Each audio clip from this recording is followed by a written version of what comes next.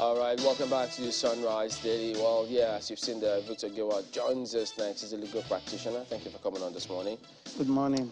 Well, the need for issues-based campaigns, enforcing the Electoral Act, those are, we've had several persons speaking up about this. They've had several fora, how they try to drum it into political parties and their representatives, how they need to uphold those parts of the requirements of the law.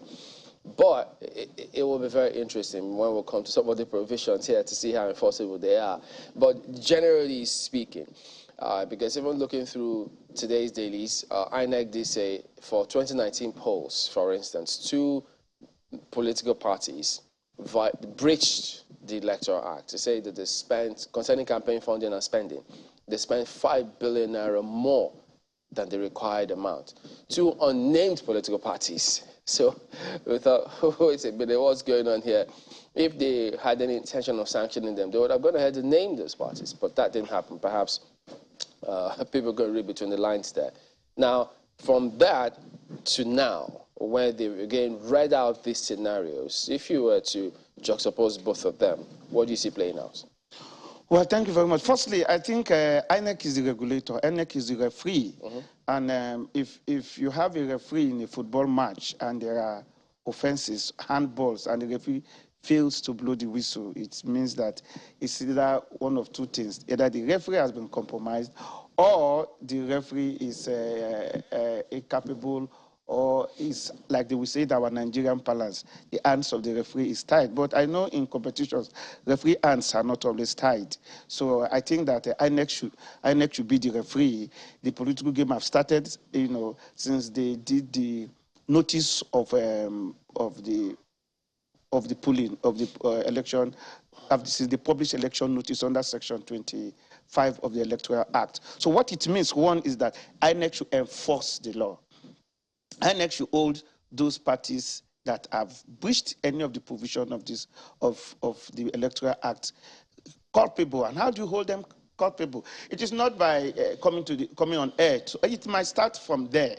But I think the first thing they should do is to send that information, that notice to that political party, informing them of the breach of the provision of the Electoral Act. And the next thing to do is to call the chairman of the political party, because the chairman of the political party is the alter ego of the political party. He presides over meetings of the political party. So, and it's one of the accounting officer, if not one of the, is the accounting officer of the political party, the chairman of every political party. So INEC by now should have sent that notice about this breach, and possibly what the law says, the law criminalizes any breach of the electoral offenses, and they are there. If you go against the public funding, if you go against the campaign under Section 92, they said it's a criminal offense that on conviction, you have a fine of about 1 million naira to the extent of which you breached. So I think that the first thing INEC needs to do, and for INEC to be seen as serious, and for INEC to be taken seriously,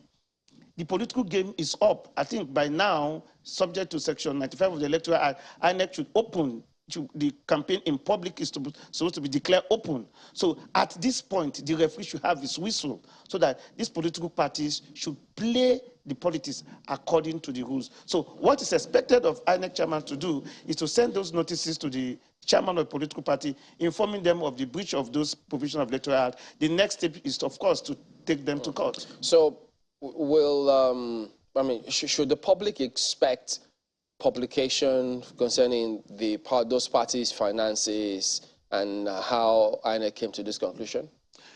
Well, under the Electoral Act and Section 223 of the Constitution, every political party is to submit their annual statement of account and their revenues, their donations to INEC, especially when those donations are coming outside Nigeria. Now, under the current Electoral Act, INEC has the power to put a limit to which political parties can receive and to which the political party can expend. Now, for INEC chairman to have come up to say that certain political parties have spent above the limit, I think that he must have gotten this information, because under the current Electoral Act, it is mandatory for political parties to submit their financial statement and the money they spent. INEC is to do almost like a monthly audit of the political party. So the point I'm making is that INEC would have gotten their facts. And if INEC are getting their facts, the next thing, like I said, is for INEC to do, because I know the chairman of INEC, which I've interacted with very, very well as part of the civil society organization with INEC. And Professor Yakubu will not come up to say something that is not, he doesn't have the facts. So I think, like he has said, those political parties might have breached, the issue of the spending limit. But again, he needs to bring the facts, out there, so that we can also hear from the political parties. Yeah, but how will this play out? I mean, do you think INEC will have the, the confidence to say, well, look, for this 2023 polls, much as we reeled out the requirements, you need to ensure that you stick to the rules. And will parties just feel, or some other parties feel, if they breached it, you didn't hold them, why would you want to hold us now? We will go ahead and do what we want to do as well. So if you didn't hold them then, you won't have any more right to hold us this time. Yes, and that is exactly what we are saying, that INEC needs to be the referee. INEC cannot see a particular team committing foul, holding the handball, and you will not blow, and when somebody is offside from the other team and you start blowing the whistle. So the point INEC needs to do right now, and it's very important for the 2023 election, because right now the system is tensed. People want to see a transparent, free and fair election. All eyes are on INEC. INEC needs to play the game needs to moderate according to the rules, because even the referee, unfortunately for us, we don't have the VAT to look at the election. So everybody is looking at INEC. So INEC needs to say, like he has started, he needs to start talking to the political parties, because if you remember, sometimes some set of persons have said that, oh, there's a political party who tends to open a portal where donations will come outside Nigeria, and that became an issue. Now, INEC cannot start talking about that political issue or that political party when, in the first place, you have alluded to the fact that certain political parties have gone beyond a particular amount of money for their political spending. So I think that for INEC to be seen to be fair to the system, for INEC to be seen to be independent, for INEC to be seen to be transparent and accountable, for INEC to be able to give confidence on the electoral system and to the populace, to the citizens who wants this election to be free and fair, who don't want to be biased, it is very important that INEC start blowing the whistle for any of the offenses. And because, I mean, people see this every time. If it were the media, that by now there would have been some sort of 5 billion naira fine for the media, if it's the media that did this kind of scenario. But now, for the political parties, we haven't seen any of this. It's not been publicly made that this is the fine that is going to all of this. So what is good for the goose is good for the sauce for the gander. The law should be, everybody should be, no one should be above the law. And none is above the law, as a matter of fact. Because the way it comes across, it looks as if some parties are above the law here. Yes, and INEC should not give that kind of impression. INEC should not be seen as incapable of wielding the big stick against some political parties that is termed as the big political party. And I had one candidate in a political party. It was reported in social media where the candidate was reported to have said, allegedly, that anybody that votes for a particular party is a saboteur.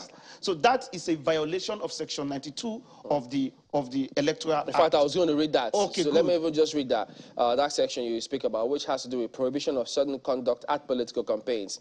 92(1) says, a political campaign, or slogan shall not be tainted with abusive language directly or indirectly likely to injure religious, ethnic, tribal, or sectional feelings. And there's a lot of it here on Section 92(1) of the Electoral Act. Yes, and it even went further to say that those language should not be tainted with abusive language that is capable of injuring ethnic, tribal, religious, and sectional emotions, feelings. Or base language, insinuations. Then he now went to base language, insinuation, incendios, and all of that. That is capable of causing violent reactions and emotion. Now, when a candidate of a political party now says that anybody that votes for a particular party is a saboteur, that is an abusive language. That is a base language. That is actually a base language. How can you say this is politics? Everybody has the right to vote for any political party he or she wishes and which he believes in. So for a person, a candidate or a top member, a chieftain of a political party, to now make such a strong allegation that anybody that votes for a party, a particular party, will be seen as a saboteur. If it's I the same think one, it is really... if it is the same one that you're talking about, because we did off the cuff also query, try to get across and find out where those statements actually made, because it was published online on social media. Yeah. And then they thought that no, at no point did that comment come out that way. So it raises questions about publications on social media as well, in terms of how they will ensure that they don't also lend themselves to fifth columnists who will inflate Correct. or inflame the system, as it were. So there's a lot more responsibility on INEC. On INEC, even the media. I mean, that's why they have editors, gatekeepers. But if it democratizes that space, there are advantages and disadvantages as well. But if you look at section 4, sub 4, 92.4, masquerades shall not be employed or used by any political party, aspirant, or candidate during political campaigns or for any other political purpose. Oh dear. But what is the law seeking to address here? No, I think they don't want a situation where, and it happens. Yeah, it might be funny, but it happens. But you see a situation where you are going on a political campaign, and certain political parties now going into a certain community and employ the use of masquerades. And you know our culture about masquerade. There's some masquerade that you, as a woman, you don't go close to. There's some masquerade that if you are strangers, you don't come close to them. They come with whips. So if a masquerade during campaign is with whip, what do you expect the masquerade to do with the whip? So they want to identify the person, and it is believed that masquerades are ghosts and spirits. And so we don't want spirits to be involved in this campaign. We want human beings, identifiable persons that you can take to court if offenses are committed. So I think INEC wants the system to be such, it will be so transparent that whoever takes any action, the person can be held accountable for his or her actions. Let's go to Lagos. Well, thank you, Chamberlain. There's something that you often say, and I'm going to ask Mr. Giwa this one. You often say that, look, the law is the law, and it has to be enforced. So, Mr. Giwa, that is what the law says. How do we enforce that one? Who will enforce that one? Now, the answer is INEC. Every violation of the Electoral Act... But INEC is not a security agency. Is INEC and the security agency, like the police. INEC is not a security agency. And we know over time, when electoral offenses are committed, there are roles for INEC to play, and then there are roles for the police or the other security agencies to play. So historically, how would you say that if over the past years we've not been able to enforce electoral offenses, what's to say that this one also will be enforced? Well, INEC have actually, from their reports some months ago by the chairman, that they have had about 52 convictions for electoral offenses. And you saw the case of the Cross River, yes, where that involves a professor, one of the coalition officers. So I'm stating that to say that INEC has the power to prosecute any violation of the Electoral Act. Now, beside INEC, INEC is not a security agency, of course, but it has a prosecutorial power to prosecute for any violation of the Electoral Act. Secondly, the primary responsibility for enforcement of order and rule of law is the police. That INEC has the power to prosecute does not in any way obliterate the power of the police to also carry up their duty of arresting and also prosecuting. It is an offense. So the general and primary power for prosecuting of such offenses lies in the Nigerian police force. And the Nigerian police force is not separated from INEC. So each time we are having meetings, when INEC is having their various meetings with stakeholders, one of the key stakeholders are the security agency, particularly the police.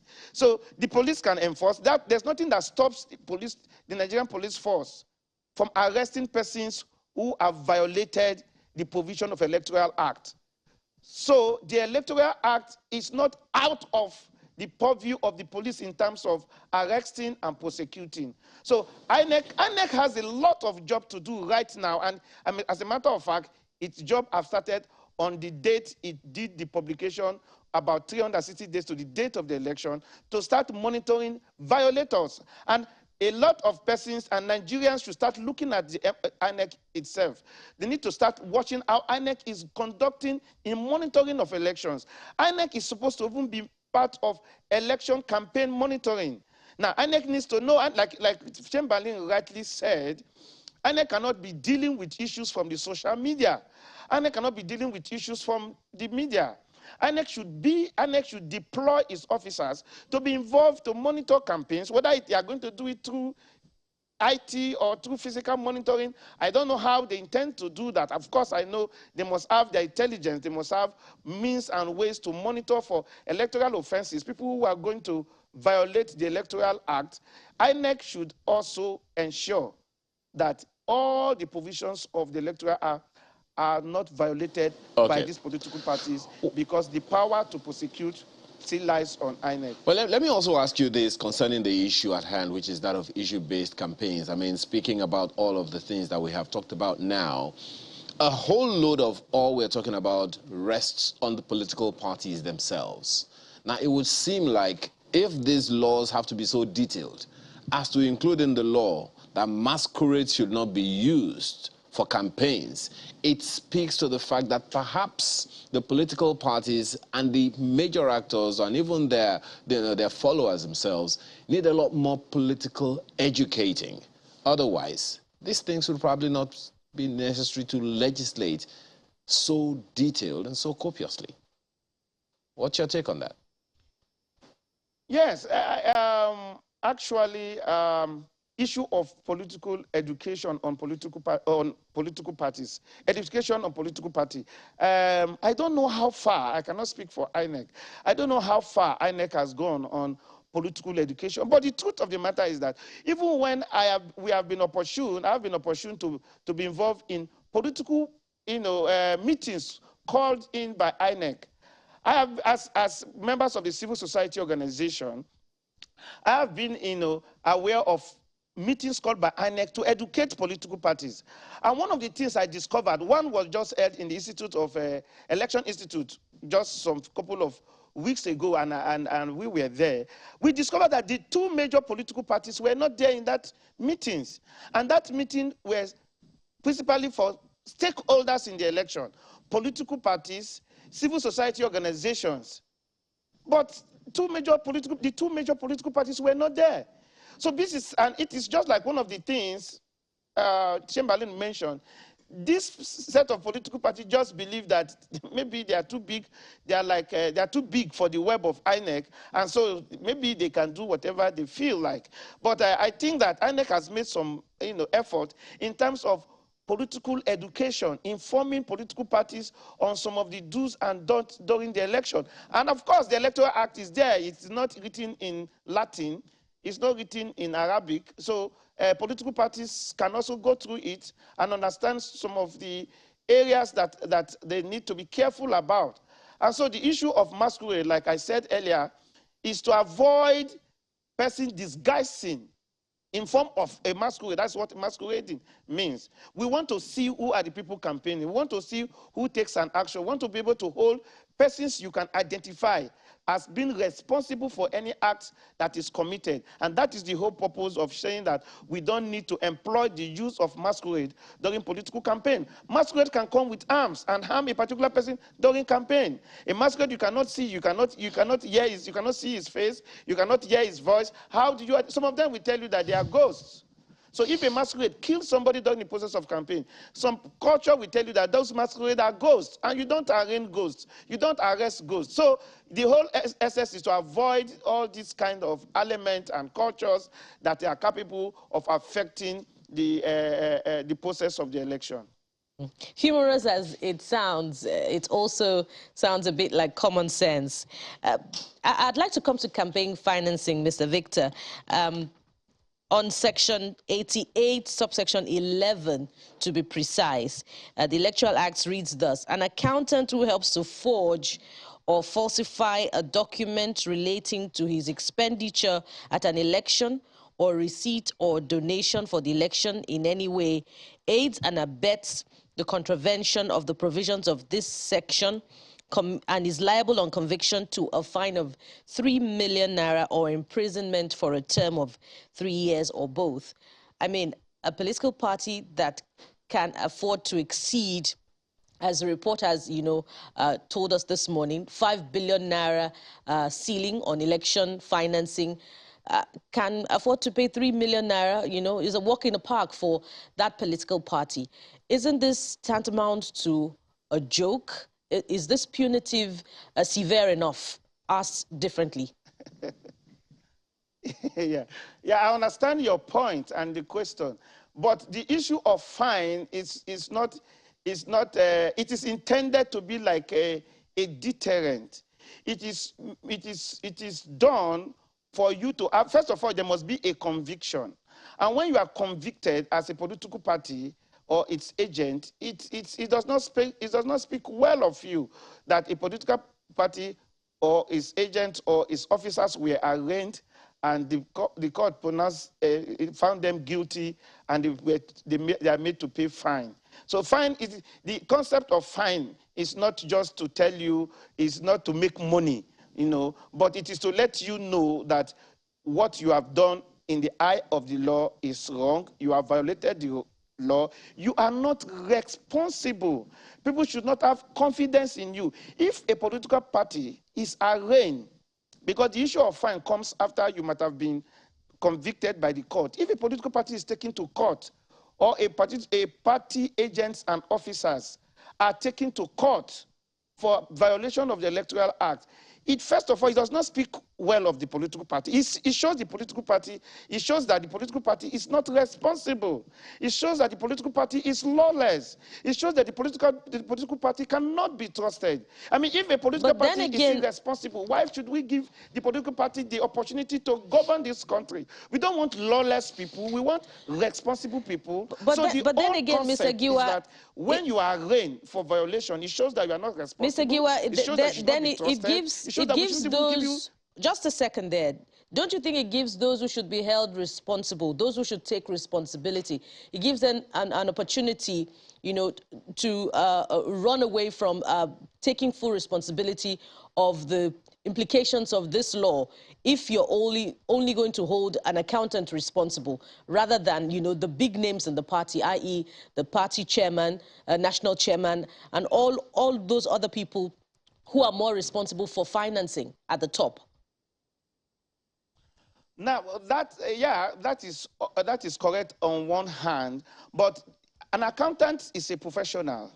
It's like a lawyer.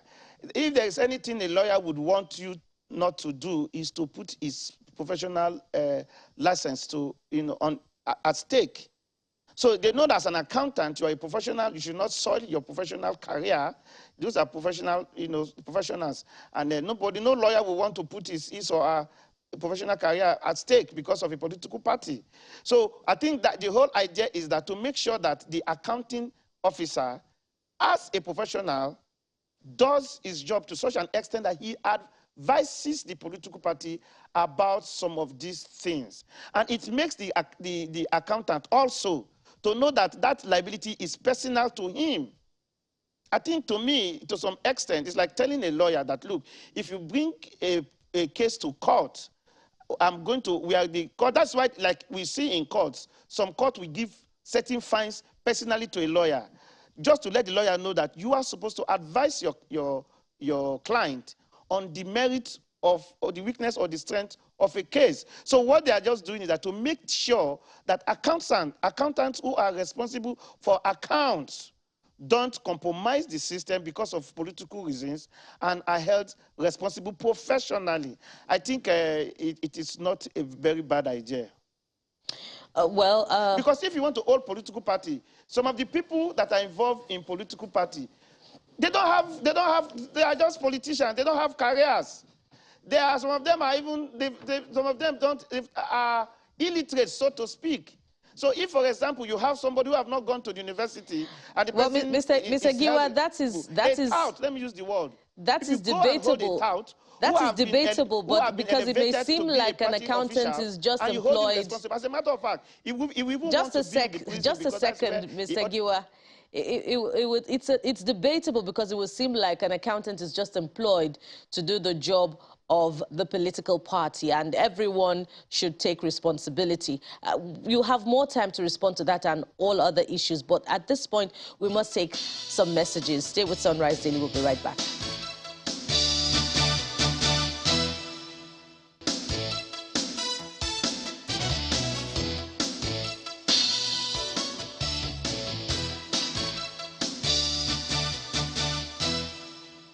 Welcome back. It's still Sunrise Daily on Channels Television. We still have Mr. Victor Giwa, a legal practitioner, with us, and we're looking at the need to check of abusive, divisive language and hate speeches during electioneering campaigns. Mr. Giwa, thank you for holding on. A lot has been said about campaign financing, the propriety of receiving funds exceeding the financial limit set by INEC and all of that. And even across, other aspects of the electoral law, you find that the punitive measures appear a little less severe than required when you consider, the amount available to the political parties to spend. For instance, those who run foul of the requirements of the law on avoiding hate speech and abusive language have to pay just 1 million naira or the option of, I think, less years imprisonment. But then again, let's look at, the run-up to the election itself. We found those who engage in vote buying arrested. INEC is yet to prosecute. We find that abusive language is being used across all political platforms, especially on social media. What are your thoughts on INEC's ability to prosecute? Does this support the calls for the unbundling of INEC, perhaps because it is overwhelmed? Yeah, good question. And it is of serious concern to us in the civil society organization and as lawyers. Because if you remember recently, there was this report of one of the spokesperson of a political party or a candidate. He made a statement about how a particular presidential candidate and his supporters are staging is whether assassination attempt. And as we wrote to, we wrote to our organization, wrote to the Inspector General of Police. Now, we didn't write to INEC. We wrote to Inspector General of Police, intimating Inspector General of Police to invite that particular spokesperson of that presidential candidate. I mean, why will you be saying, why will you be making such a statement that is capable of causing violent reactions from the supporters of the other political party? First of all, we condemn that act. I mean, especially when it's coming from a spokesperson. We are in election period. We should be very humane in our language. We should be careful. We should make sure that we don't use base language like the Electoral Act says. But one of the things, and my concern, and which should be the concern of all Nigerians, should be how will the security agency, how neutral will they be? How can they be neutral and make sure that they enforce the law no matter who is involved? No matter the political party. For me, that is a major concern. And that is what we should not even be looking at the issue of the fine, how small or how large it is. We should look at the capability, the strength, the readiness of these persons who are saddled with the responsibility of enforcing this law.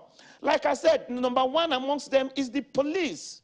So like we said, we've spoken about it in various forums. People have asked, the later we go to the IG, what has been the reaction? So number one, the police should be ready to enforce this law.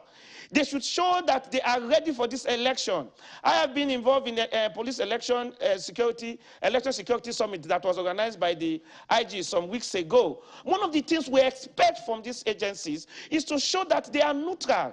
Is to show that everybody must be below the law. They must be able to give credibility to the system. So police INEC should be able to wield the big stick against all political parties. I know it is not just saying it. You must be seen to be acting. And I'm using this opportunity to call on INEC, to call on the Inspector General of Police and other Commissioner of Police in various states to ensure that it is not just looking at the simple part of crime. You should be able to ensure, have a stakeholder meetings with the political parties chairmen. Let them know that they must not tense, they must not make statements that is capable of heating up the polity. Nigeria have suffered a lot, and I don't think that anybody should add to what we have suffered, and the Nigerian police force should be neutral, to ensure that they enforce enforce the law and prosecute any violation of the law. We'll be looking to see some reaction from police. I'm sure they're listening, and so hopefully that should come through. But we have to thank you for coming on. Victor Giwa is a legal practitioner. We will be back in just a moment. One more lap to go here. Stay with us.